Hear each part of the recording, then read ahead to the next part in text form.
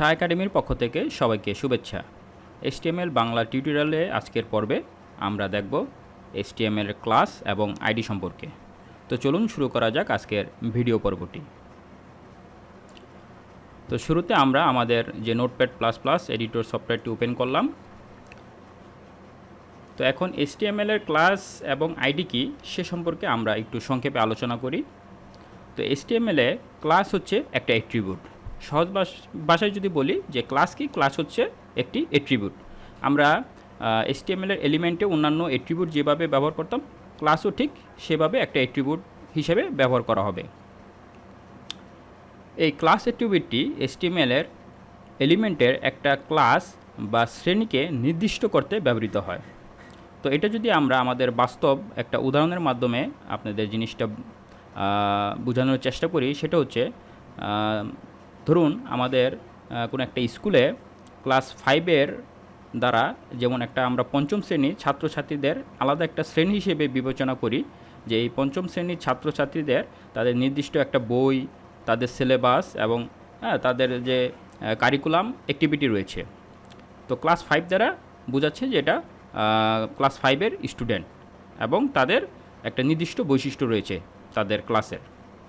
তো HTMLও ঠিক তেমনি এই ক্লাস অ্যাট্রিবিউটটির দ্বারা একটা নির্দিষ্ট শ্রেণীকে আলাদা করা হয় এবং এই ক্লাসের যেই এলিমেন্টে আমরা HTML-এ ব্যবহার করব, এই ক্লাসের নামটি যেই এলিমেন্টে আমরা ব্যবহার করব, সেই এলিমেন্টটি এই বৈশিষ্ট্যটা ধারণ করবে। তো HTML-এ একাধিক এলিমেন্ট একই ক্লাসে ব্যবহার করতে পারি, সেটা আমরা একটু পরে উদাহরণের মাধ্যমে দেখাবো। তো ক্লাস অ্যাট্রিবিউটটি সাধারণত স্টাইল শিটের ক্লাস নেম হিসেবে ব্যবহৃত হয়। তো এখন স্টাইল শিট, যেটা আমরা CSS বলি, ক্যাসকেডিং স্টাইল শিট, যেটা সম্পর্কে আমাদের একটা কোর্স রয়েছে। পরবর্তীতে আমরা ওই কোর্সটা নিয়ে বিস্তারিত আলোচনা করব এবং ক্লাসের যেই অ্যাট্রিবিউটটি রয়েছে সেখানে প্রচুর ব্যবহার করা হবে। তো যেহেতু HTML-এর এই কোর্সটি আমাদের প্রাথমিক কোর্স, আর তাই আমরা এই ক্লাসটা আমরা একদম প্রাথমিক যে ব্যবহারটা, অর্থাৎ কীভাবে এটা ডিক্লেয়ার করতে হয় এবং কীভাবে এটা ব্যবহার করতে হয়, শুধুমাত্র আমরা সেটুকু আপনাদের দেখানোর চেষ্টা করব। তো আমরা এখন যে ক্লাস অ্যাট্রিবিউটটি কীভাবে ব্যবহার করা হয় সেটা দেখব। তো ক্লাস অ্যাট্রিবিউট ব্যবহার আগে আমরা আপনাদেরকে HTML-এর আরেকটি ট্যাগ রয়েছে যেটাকে বলা হয় ডিভ, DIV। এই ডিভ ট্যাগের সাথে পরিচয় করিয়ে দিই। তো এই ডিভ ট্যাগ বা এই ডিভ এলিমেন্টটা হচ্ছে একটা ব্লক টাইপের এলিমেন্ট এবং এই ডিভের পুরো মিনিং হচ্ছে ডিভিশন। আর এটি সাধারণত HTML-এর কোনো একটা সেকশনকে নির্দিষ্ট করার জন্য ব্যবহার করা হয়। তো ডিভের ভিতরে আপনারা যা কিছু লিখে যদি আমি প্রোগ্রামটা সেভ করে আমাদের ব্রাউজারে গিয়ে রিফ্রেশ দেই, তাহলে দেখুন ওই লেখাটি দেখাচ্ছে। কিন্তু এখানে একটা পার্থক্য আছে। পার্থক্য হলো এটা হলো ব্লক টাইপের, যেটা আমরা যদি ইন্সপেক্ট করি, গত পর্বে আমরা দেখেছিলাম যে এটাকে যদি ইন্সপেক্ট করি তাহলে দেখুন যে এটা সম্পূর্ণ, অর্থাৎ লেফট থেকে রাইট পর্যন্ত সম্পূর্ণ সে পেজটিকে ব্লক করে রেখেছে। তো এই জন্য আমরা বলেছি যে ডিভ হচ্ছে একটা ব্লক টাইপের এলিমেন্ট। তো এখন আমরা যদি ডিভের ভিতরে সাপোজ একটা হেডিং নেই, হেডিং 2, এবং হেডিং 2 নাম দিলাম সাপোজ বাংলাদেশ। আর আরেকটা আমরা প্যারাগ্রাফ নেই, এখানে নাম দিলাম যে দিস ইজ আওয়ার কান্ট্রি।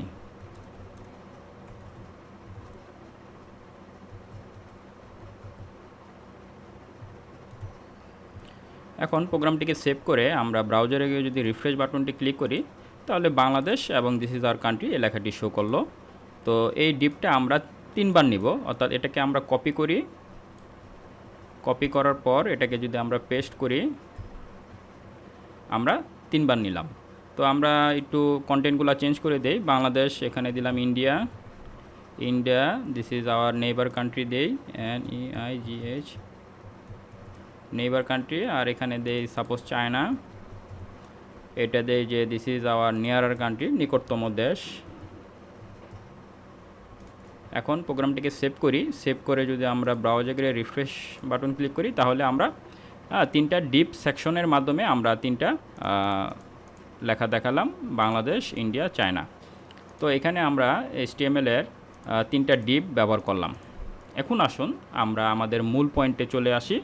সেটা হচ্ছে যে ক্লাস অ্যাট্রিবিউটটির মাধ্যমে আমরা কিভাবে এই একই শ্রেণীর প্রপার্টিগুলো নিয়ে আসতে পারি। তো যেহেতু এটা ক্লাসটা হচ্ছে স্টাইল শিটের অ্যাট্রিবিউট, এই জন্য আমরা হেডের ভিতরে আমরা ইন্টারনাল CSS ব্যবহার করব।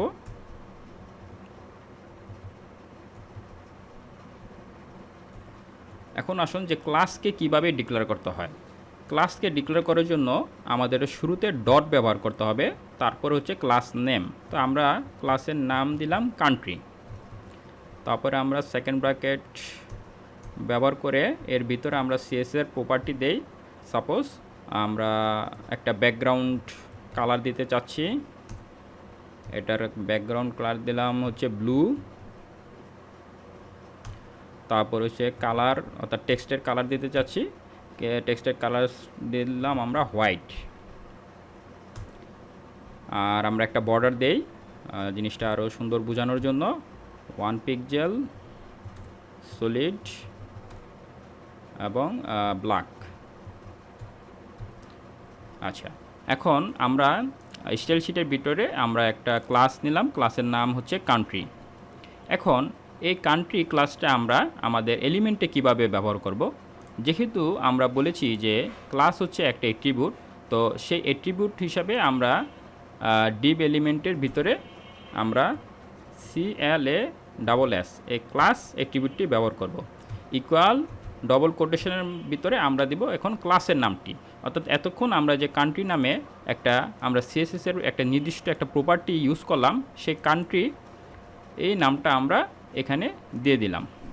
আমাদের যে কান্ট্রি নামে যে ক্লাসটা তৈরি করেছিলাম সেই ক্লাস নামটা আমরা এখানে দিয়ে দিলাম। এখন প্রোগ্রামটিকে যদি আমরা সেভ করি এবং আমাদের ব্রাউজারে গিয়ে যদি রিফ্রেশ বাটনটা ক্লিক করি, তাহলে দেখুন যে Bangladesh this is our country এবং পুরো ডিভিশনটার ব্যাকগ্রাউন্ড ব্লু হয়ে গেছে এবং একটা বর্ডার আছে, সিঙ্গেল বর্ডার 1 পিক্সেলের, সেটা আপনার ব্ল্যাক। তো এই যে কমন বৈশিষ্ট্য যে টেক্সটের কালারটা হোয়াইট হবে, ব্যাকগ্রাউন্ডটা হবে ব্লু এবং একটা বর্ডার হবে, এই সেম প্রপার্টিটা আমরা এই ইন্ডিয়া এবং চায়না এই দুইটা ডিভিশনও আমরা ব্যবহার করতে যাচ্ছি। তাহলে কি করব, সেমভাবে আমরা ডিভিশনের পরে ক্লাস লিখব, ক্লাস লিখে ক্লাসের নামটা দিয়ে দেব। আমরা কপি করি এই কান্ট্রি, এটা দিয়ে দিলাম।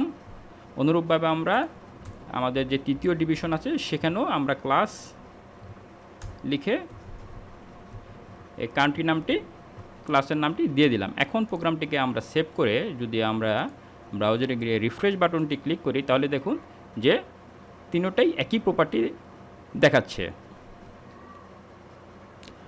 তো ডিসপ্লেটা আরেকটু সুন্দর করার জন্য আমরা ডিভিশনের পরে একটা ব্রেক ট্যাগ ব্যবহার করি,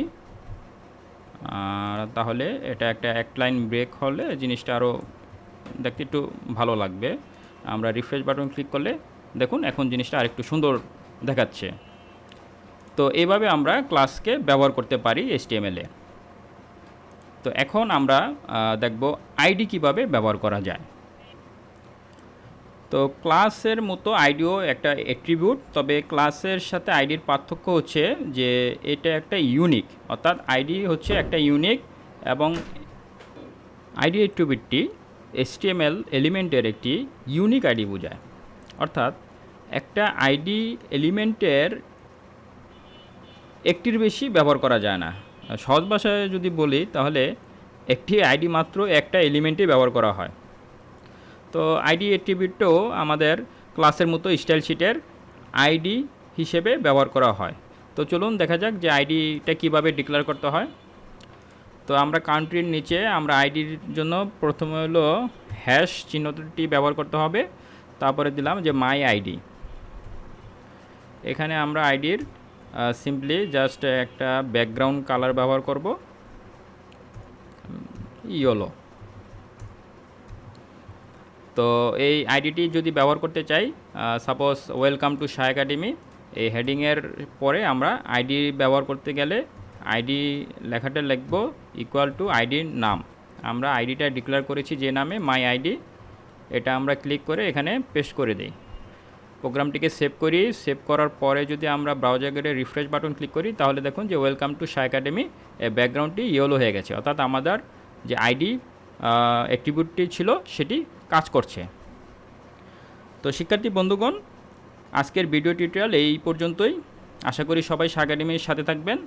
এখনও যারা আমাদের ইউটিউব চ্যানেলটি সাবস্ক্রাইব করেননি তারা নতুন নতুন ভিডিও আপডেট পাওয়ার জন্য সাবস্ক্রাইব বাটনটি ক্লিক করুন। ধন্যবাদ সবাইকে।